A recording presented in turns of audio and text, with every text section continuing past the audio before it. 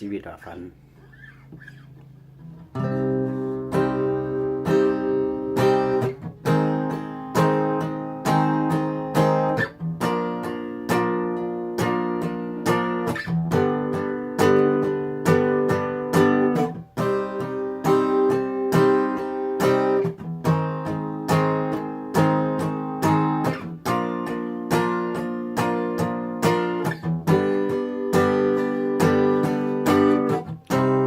ราวชีวิตที่มันโหดร้ายของสายวัยหนุ่มคนหนึ่งเกิดบนพื้นฐานครอบครัวยากจนดินหนสู้ทน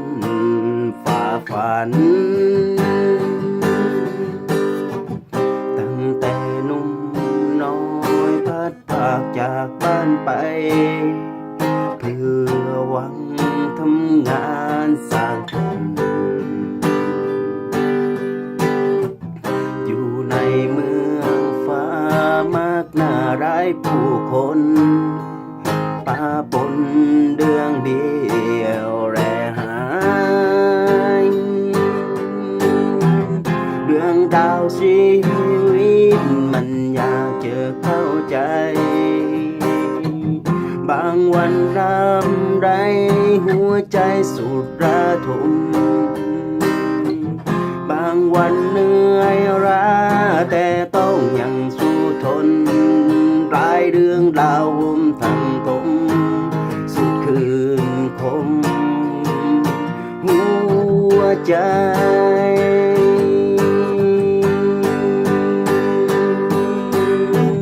แต่ใจบ่เค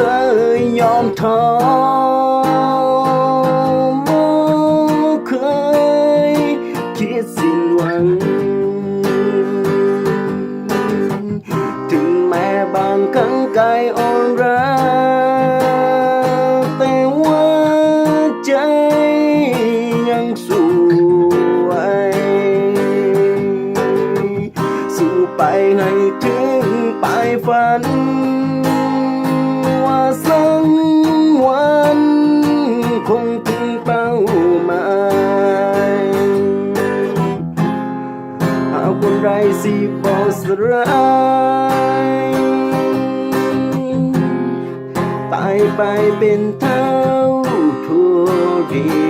ผู้ชายคนนี้จะขอสู้อย่างขาดใจ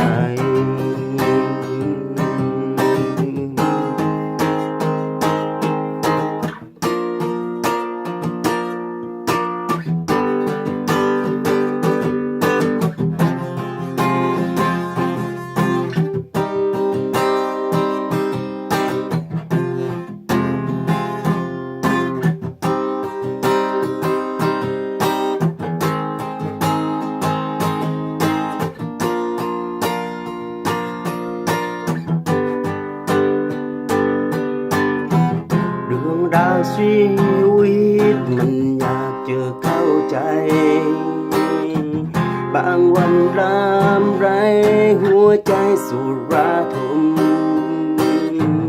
บางวันเหนื่อยล้าแต่ต้องยังสู้ทนได้เรื่องราวทั้งทมสุดคืนคมหัวใจ